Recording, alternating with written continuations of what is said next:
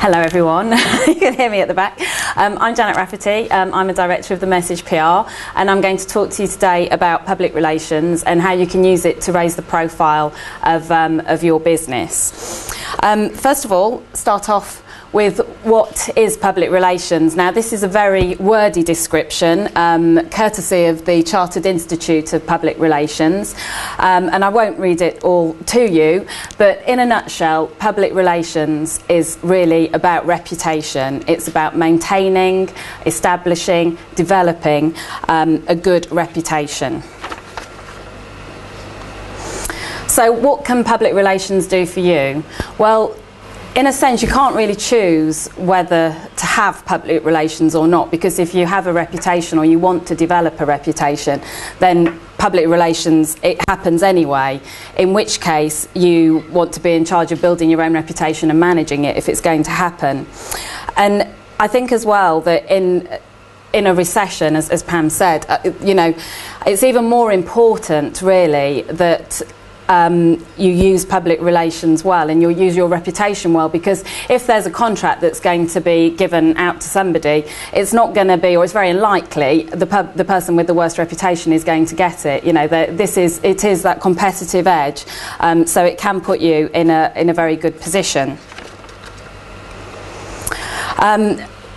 Public relations versus advertising, it's actually, they are all part of the marketing mix.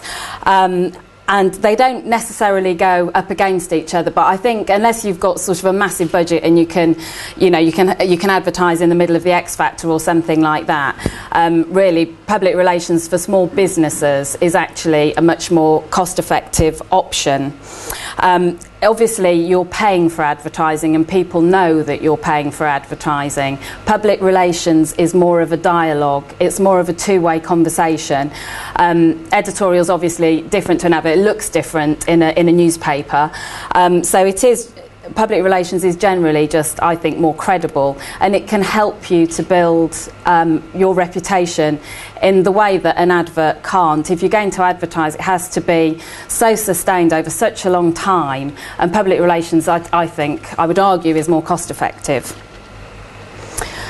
I don't know if anybody saw last week a programme on BBC Two about entrepreneurs, and Michelle Mone and I think it was Richard Reed from Innocent Smoothies were both featured on it, and I just thought Michelle Mone was quite fascinating. She's the founder of Ultimo Bras, and she launched her business, it was about 10 years ago, and when she launched, she has it's basically it's a bra. And apparently it gives very good support. And she did a publicity stunt on Oxford Street where she paid a number of people to dress in surgical greens and pretend they were plastic surgeons saying, you know, ban the Ultimo bra. The idea being that if you use an Ultimo bra, plastic surgeons would go bust because they wouldn't need to do any more boob jobs. And the police came up to her and said, actually, you're causing a bit of a disturbance. You know, if you don't stop it, we're going to have to arrest you. And she said, great, please do, because it's more publicity for me. And she got absolutely masses of coverage. And she said, you know, the thing is, if you want to launch a brand, you need a couple of £1 million to do it. I had 500. And so it obviously worked because she's worth absolute millions these days.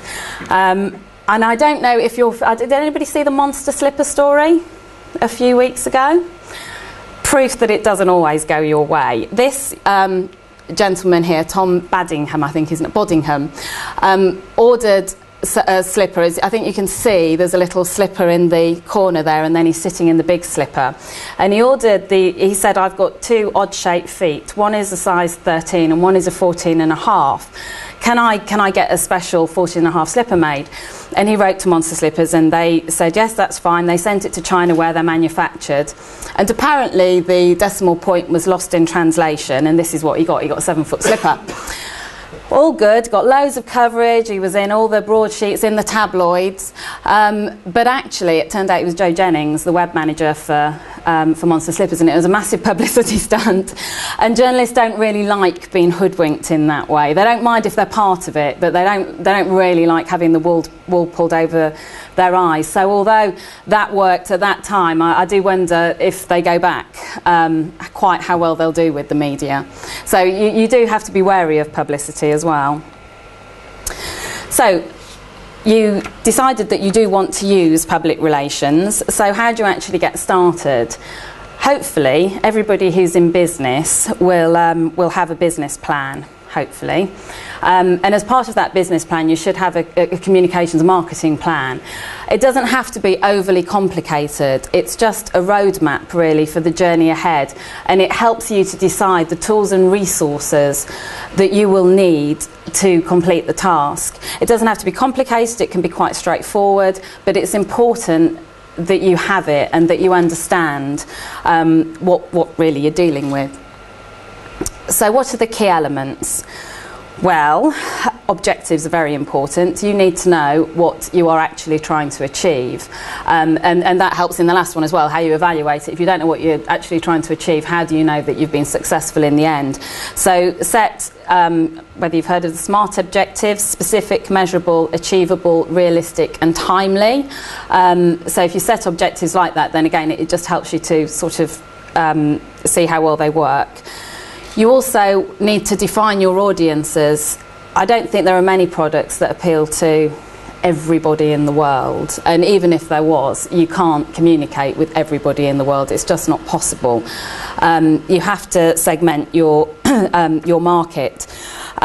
So even if you, I don't know, if you were supplying burglar alarms or something like that, you might focus on the commercial market. Within the commercial market, there are different businesses that you can speak to. So you need to decide who your audience is, and then what are you going to say to them. I do some work with St John Ambulance, and a year or so ago we launched a campaign called The Difference. The key message for that campaign is first aid can be the difference between a life lost and a life saved. It's that simple. It's pretty powerful, pretty impactful. There are other messages behind it, but nothing that St John Ambulance does should appear without that message somewhere in it. I personally am sick of it because I see it all the time, but it's probably about the time I'm getting sick of it that I start to see it everywhere else as well. So key messages are powerful, and you should use them to really communicate the key points of what your product or service is about. You also need to think about how you're going to talk to your audience. And as I say, how you will actually evaluate it, so as you know that what you're doing is right, and you don't waste money on things that frankly aren't working for you. So I'm also going to talk a bit about media relations. Public relations isn't just about media relations, but it is a big part of it. And I think for small businesses, media relations is a bit, it's, you know, the low-hanging fruit. It can be a really quick win. So just to tell you a bit about, I'm sure most of you will know about the types of media, but obviously around here we've got local newspapers, the Recorder series being the biggest one. There's the Free Press, the Yellow Advertiser, the Post, local radio and TV. BBC radio stations are fantastic for getting your message out on. I do loads of stuff. We've done first aid demonstrations on commercial radio, on BBC radio, which you wouldn't think would work, given that you can't see what, you know, nobody can see what you're doing. They actually work brilliantly. So if you can be creative, they have got, I mean, most of them go on, they sort of start broadcasting about 6 o'clock in the morning, and they finish at about 8 o'clock when they go into, I think it's Radio 5.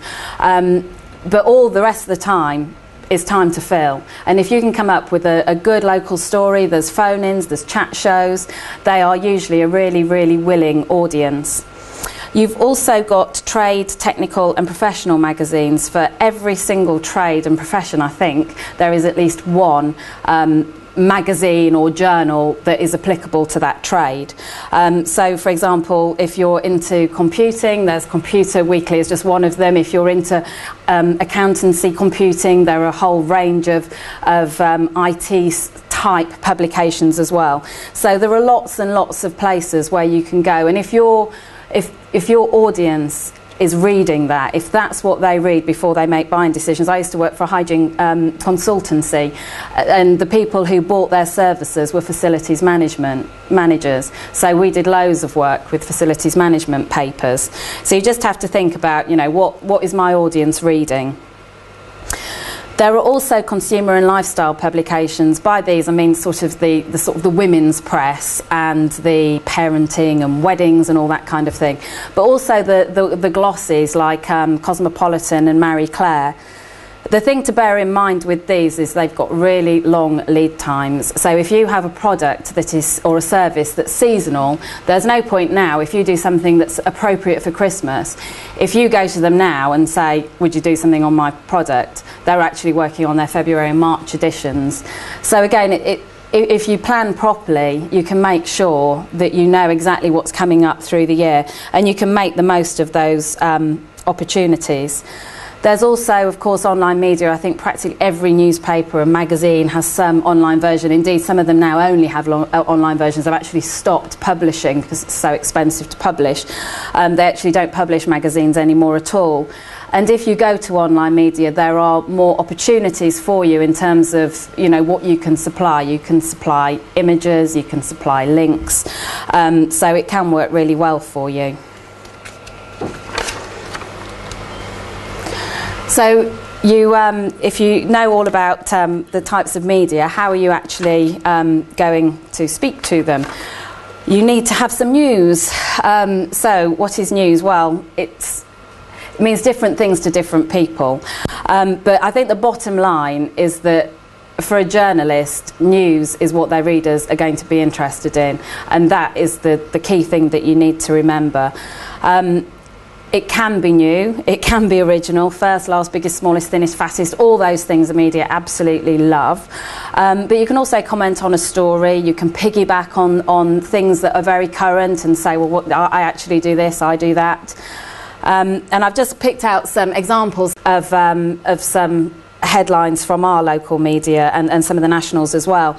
Going through the Romford Recorder was quite interesting actually, because I realised how much stuff in there is actually around charities, which I didn't realise, but I think practically every single page has at least one story about a charity, whether they're looking for somebody to do something, they're trying to raise money.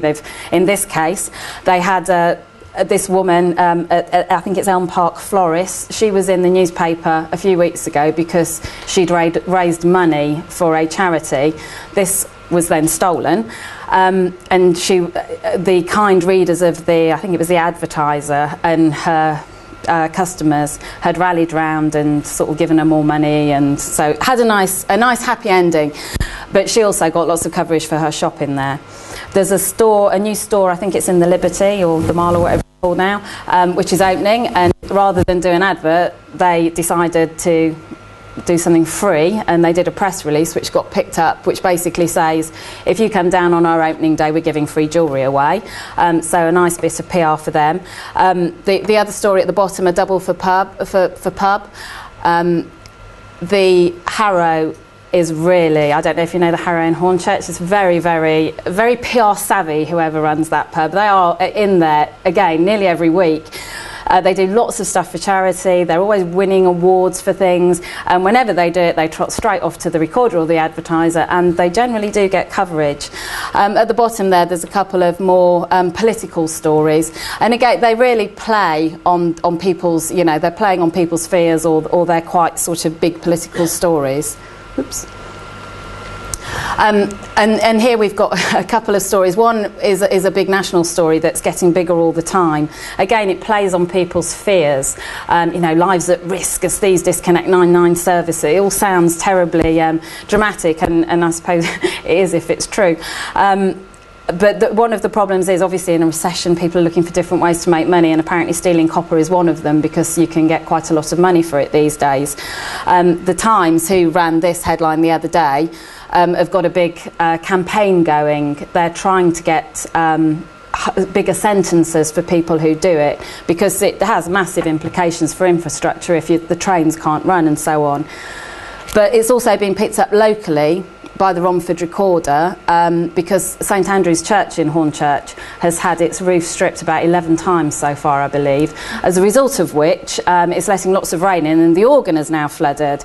And again, this is a good story because we've got God in it, we've got copper, we've got thieves, and you've also got the fact that it was Remembrance Day on Sunday. This happened last week, so you know, a lot of people are going to be disappointed there'll be no organ playing there, and also obviously people who have got weddings planned won't be having that kind of music anymore, which is what people want. So some good elements there. And finally, I put myself on eBay to find a job. This plays into the youth unemployment story that's a big story because of the recession. A lot of young people are unable to find jobs. And this young man put himself on eBay and raffled himself off essentially. He said £16,000 you can have me for, and it's quite quirky. This was in the Daily Mail, I think, Daily Mirror, sorry. Quite quirky, and it did work because he's had lots and lots of people who have said, you're a clever guy, maybe you'd like to come and work for us. He's certainly got an eye for PR. So different story angles that you can use to sort of generate coverage and try and build your reputation and brand. New products or services, the launch of something new is always good. New premises, particularly if you've done something like here perhaps, which is quite new and unusual. New staff is always a good story, bucking the recession, people like that. And a new order, as long as it's a significant new order, and not 20 quid or something, as long as it's a big order, people like that because it's a nice local story, and it means probably that you might have to employ more local people. New partnerships, especially if local or with a significant partner, a big national partner perhaps. The Olympics are a case in point here, although I do think that we might have Olympic fatigue soon, and I'm not sure how much these stories will actually resonate with people, or you'll just kind of turn the page or switch off. But there's probably a bit more life in it yet. An involvement with a local charity, as I said, that does seem to be fairly significant in terms of generating coverage. There are also things like, sponsorship. You can sponsor awards. You can sponsor meetings, seminars. Could sponsor a children's football team or something like that. And the beauty of doing things like this is that they tend to have a lifespan, so you can keep going back and updating people on how it's going, or the football team's results, or whatever. So that there are nice ways of getting some coverage. Competitions, you can hook up with local media and offer free cupcakes or something, particularly if it's relevant, if it's seasonal, that works particularly well. Surveys are another good way. I'm sure you've all read lots of surveys. I read a survey, I think it was a couple of years ago, which said that redheads have been found to have a lower pain threshold than everybody else, which I thought was great because it explains why I was such a wimp. And then about a few months later, there was another survey which said that actually redheads had a higher pain threshold than everybody else. So they might contradict each other, but they are a really good way of generating coverage, even though sometimes it's as deep as a teaspoon. If you're doing something nationally, you need to have a sample size of about 1,000 people for it to have credibility, really. But if you're doing something more locally or more specialist, you can get away with a smaller sample size, and you can use online resources like SurveyMonkey, which is really good, and it helps you to actually sort of measure, analyse the results as well. So if you've got some news, how are you actually going to get it to your media? The most effective way is to write a press release. I don't do press releases as documents anymore because most media organisations have very strong firewalls and they just often don't get through, or they can't open them and they get really irritated before you've even started. So I tend to write them as emails. And you need to include, at the very least, the who, what, where, when, why, how, and often how much as well. So as everything is in there, because they're the things that a journalist want to know: who, what, why, when, where, and how. You also need to give it the so what factor, because one of the things that I end up saying a lot and have said a lot over the years to my clients is, it's not news.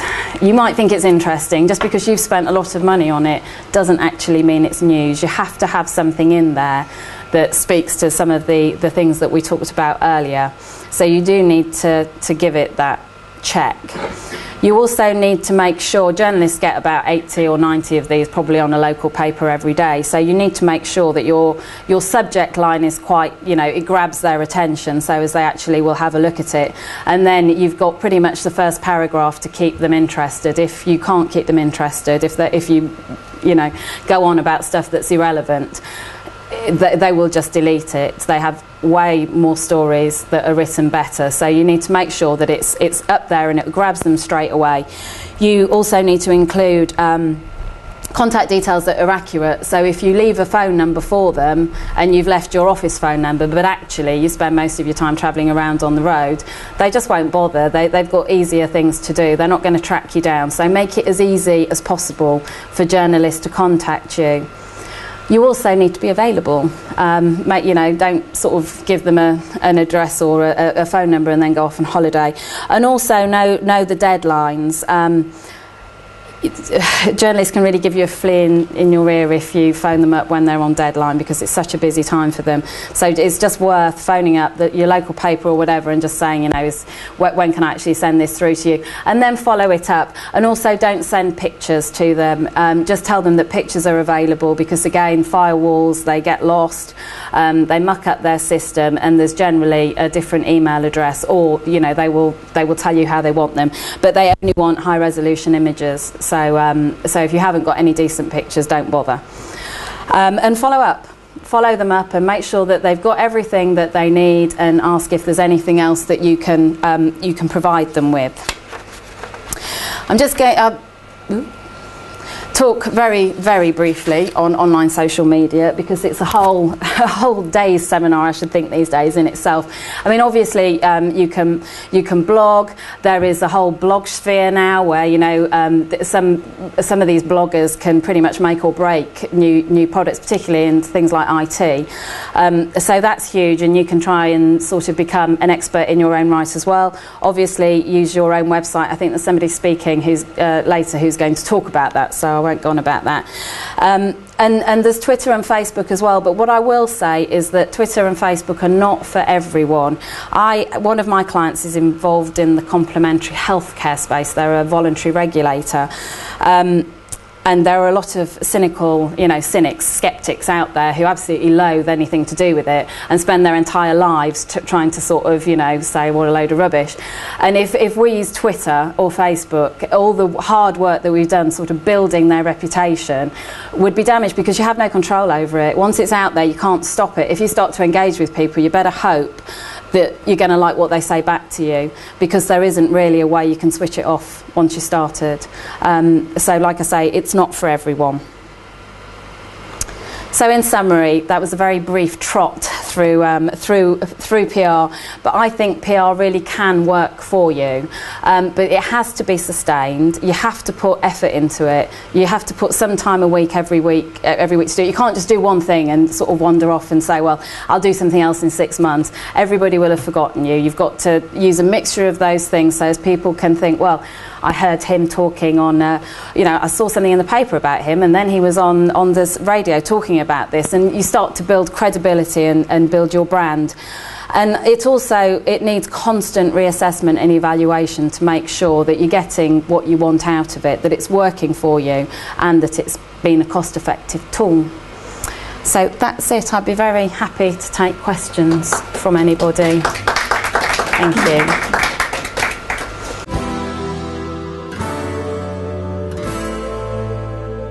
Yeah, because you can't control, you can just convey a message, but you can't be behind the passion. So there are people using call centers to run a campaign. Is that what you think is an important way of... Well, press officers, a national press office would run a campaign, and it's about putting people out there who can convey the passion. You need people to front campaigns who have got the passion, and I think particularly with small businesses, the most passionate people are the people who work for them and who really believe in their product, and that's why it's important to get out there and start to talk to people, because you can convey passion in a way that other people can't about your products. But it's in terms of being a medium, yes. Has anybody got experience of using call center for any campaigns?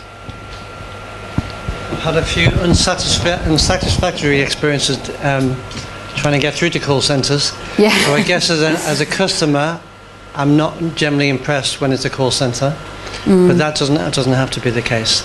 So I guess unless you've got a really large company with a big product out there, I guess I don't know. I'm not sure it's flavour of the month picking up the phone and having people a call centre on the don't other like end. them, do they? They're not popular in terms of customer service. but they can be very practical and very cost effective. But yeah. Janet, once you've thought up what your PR is, what your message is, which is obviously based on you and your take on the business, how long do you need to keep revisiting that? I mean, is it a different shelf life for every business, or? No, I think that unless something changes, I think that you need to be very, you want that key message, you want those messages to resonate with people. So you don't want to keep changing them because people won't know what you're talking about. And so probably some of the biggest brands, if you think of, it's a strapline really, but Nike, just do it. They don't change any of that stuff. They just keep on going with it. And if St. John changed the difference. Key message, then it fails to. You can have other key messages, you can add other things into the mix, but I think if you completely change it, you lose what you generated in the first place. Okay, well, I opened up this morning and I started with marketing. Ray Calder of Acumen Design followed with branding, and now you're following with PR. I mean, for a small business to start up, they've got to think of all these three things. Do you do you feel they should all be sort of virtually moulded together? You need to think. I think that they are. When you set up a business, you need if you want to look professional, you need a brand. You need a logo. You need generally you do need a website now. Whether how much use they are to some people, I think is arguable. But most people do need a presence. You need a website address and an email address. So that to me is all part of branding. But it doesn't have to be really complicated. It can be quite simple. But I think the point is that it has to be thought through, and the point at which to do that is ideally the start of the business, because it helps you to decide what you want to do and what you want to achieve and where you are going with it. And if you think actually that's not going to work beyond 6 months, you need to think about something that will have a longer shelf, not least because you don't want to have to reprint everything, although you'd probably be very happy when people rebrand. Janet, that was really good. It was really enlightening. The question I would like to put to you, though you're not really dealing with social media, do you see a place for Twitter as a source of PR or only negative PR? It's very easy to get a viral campaign. Don't use the PR message and you can get lots and lots of people following that. But getting a positive campaign is that PR message is the greatest thing since sliced bread is a lot harder. Do you see a value? I do think, like I say, I think there is a danger that you lose control of it, which is, and I think that a lot of brands now know that. I think a lot of people are coming round to that and trying to think how they can be smarter about how they use it. But I think one of the points about Twitter is that it's not supposed to be led by a company saying, hey, our product's brilliant. It's supposed to be the people who use it saying, wow, this company are fantastic, and they lead sort of the reputation.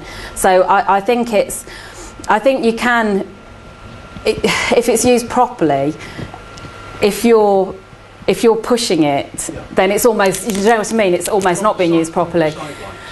Yeah, and that's what people do, and that's that's what really smart sort of PR companies are now involved in for people like Coca-Cola and sort of particularly some of the bigger brands, is trying to manage that without looking as if they're managing it. And I think that's a real art form, which doesn't always go right, because I don't know, do you use Twitter? There are some vicious people on there. There really are some. There was something this morning on. I think Catherine Jenkins, the opera singer, has been bullied on Twitter or something because her father died when she was young, and these are people just pick on other people, and that's, if you engage with people, you're not engaging necessarily always with the smartest. Walker's Chris had to take on staff to deal with a negative campaign about their customer service. They had to take staff on to manage it. So I do think it's difficult, and it reminds me of I don't know if you've heard about people now companies are taking on reputation management companies to try and get rid of the Google results that don't show them in a good light. So if they've had an issue, then they try and bury it so as it comes you know, it doesn't come up in the first 2 pages of Google results or something. It's a difficult one, and it's why it's so important. If you know, it takes years to build a good reputation, and it can go like that. I mean, you know, it's very difficult, and I think that's increasingly going to be the case with social media. I think we're increasingly going to see that the crisis management step in when it all goes wrong, when a brand goes toxic.